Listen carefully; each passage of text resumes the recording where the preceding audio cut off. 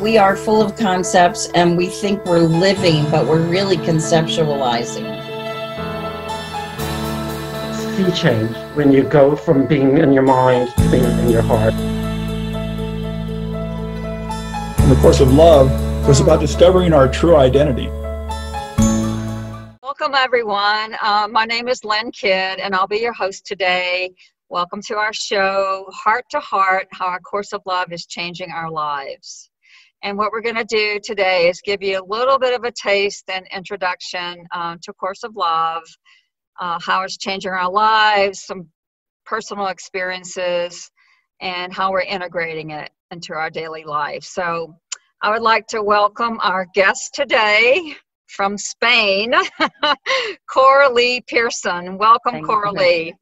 Thank you, Lynn. It's a wonderful treasure to be here. Thank you. It's an honor to have you, Coralie. Really, really an honor to have you. So I thought we could start out, Coralie, if you could just give us a little bit about your personal journey before you came into A Course of Love.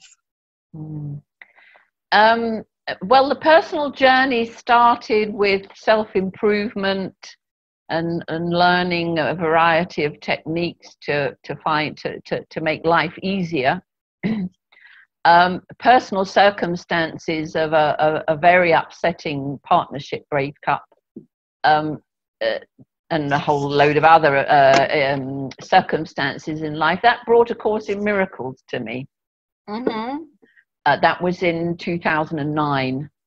And through reading the text of A Course in Miracles and doing the exercises and basically submerging myself in the teachings, it transformed my life. It transformed the way I saw life. It transformed the physical circumstances of my life, and was something that I was following very, very closely. It became a very vital part of my life. Okay, well, thank you. So breakup in a relationship and then movement into A Course in Miracles. Okay. Yeah. It was basically because I was so convinced that that relationship had been love, and was so obvious that it wasn't love. And it turned my world upside down. I thought, well, if that wasn't love, then what is love? And that's what pushed me along that path. Yeah. Okay, well, this probably be a good time, maybe if you could take a moment and be kind enough to share with us how you discovered A Course of Love, and was there anything particular in your life that was going on around the time that you discovered A Course of Love? Not really, but by then I'd actually moved away a little from A Course in Miracles. There was something.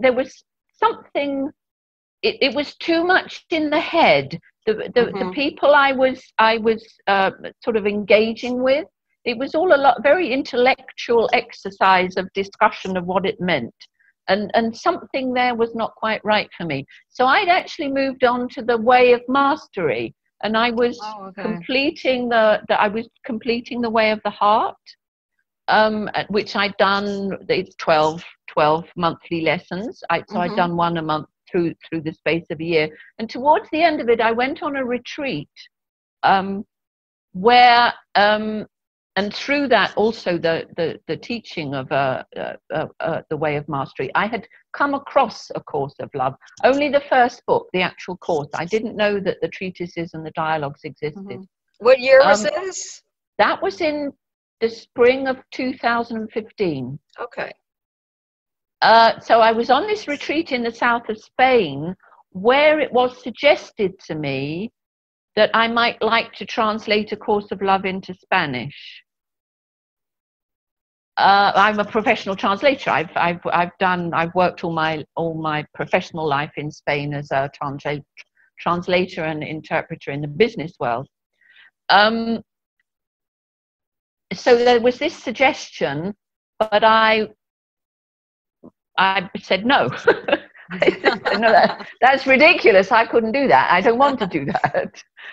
So that was what was going on at the time when really that I became very much more, the Course of Love became very much more in my face, through then a connection with Glenn Hoverman, the publisher, who sent me a copy of the actual combined edition. Oh, so okay. yeah, spring of 2015. Yeah. And just so our viewers know, that Coralie was very instrumental in helping bring the Spanish translation of A Course of Love to the world. Yeah. So yeah. Anyway, okay, so this is probably be a good time if maybe we could see if you had a favorite line or favorite passage. Yeah, Course of Love, there are so many. There are so many so. favorite lines, favorite passages. There I are know. so I feel many, the same way. so many elements of what is so important. I suppose, particularly for me, I am thrilled by the imagery around music and rhythm. Okay. And weaving, the weaving of threads, and how each of us, I mean, the insistence in the Course of our uniqueness, our individuation, our unique individuation, but within a framework of union, communion, and relationship. And is the illustration given with using these musical and weaving. So I think this is a paragraph that never ceases. Never ceases to move me. It's from chapter 20 of the Course, Wholeheartedness, the Embrace. We are one heart. We are one mind. One creative force gathering the atoms, establishing the order, blessing the silence, gracing the cosmos, manifesting the light of the heart. Here we live as one body, experiencing communion, the soul's delight rather than otherness. It is a seamless world, a tapestry where each thread is vibrant and strong, a canticle where each tone is pure and indivisible. And it moves me now just reading it. In those few words, what is expressed, the image of us all in our individual uniqueness coming together as one mind, one heart, weaving this amazing tapestry where each thread is important, and there are also many other images of music, of being a choir, of being a chorus, and singing together and being the heartbeat of the world, and that just is it's so beautiful. I could just really hear the essence when you were reading that. Yeah, I love the image too of music, and also like orchestra, like, you know, we're you know, the orchestra, you know, the whole fullness of the orchestra is the symphony and the music, but each one is doing their individual contribution, playing their instrument, which contributes to the whole and is never separate from it. So that really spoke to me. I love all the images of music, and then you have the divine orchestration, which is one of my favorite terms.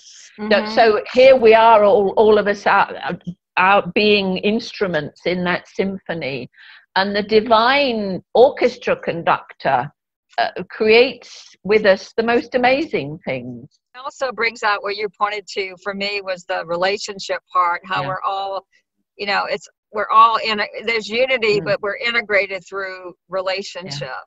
And that's where it all happens. So that was beautiful. So well, we're kind of coming up on our time. Oh goodness, are we? Is there anything else like you would like to say, how you're like personally integrating it into your life, or is it just I mean, certainly from the point of view of actually having translated it, it really is I mean, I have it sort of integrated in my body and my mind somehow in 2 languages.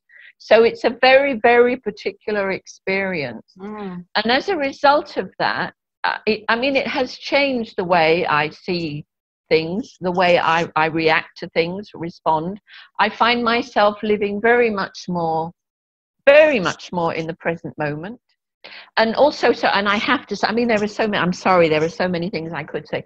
One of the other very huge things is the creation of the new, that this isn't a text that, well, it's very nice and it makes, maybe life, we feel a bit better about life, or we're together with people who have the same ideas. It's actually bringing in something that is new through us. And I sometimes feel, I certainly want to place the emphasis on that, of letting go of the past, of letting go of the structures of the past, because we cannot create the new from what the past has been. And I feel that very, very strongly, with an awareness of expectation of amazing things, and they happen. Yeah, that's beautiful. I was going to kind of ask you if you had any last minute thoughts, but that kind of like summed it all up. Like, for someone new coming into A Course of Love for the first time, just be open, right? Open to the new with no expectations, and just be willing to receive it in your heart. And then new revelations and discoveries await everyone. Yeah. Definitely. That's it. Well, thank you so much, Coralie. We're out of time, unfortunately. But anyway, I just wanted to say I'm so honored to have you today, just so gracious of you to come on and be a guest. So thank you so much, and you keep shining your light, and you're a blessing to this world. Thank you, Lynn. You too.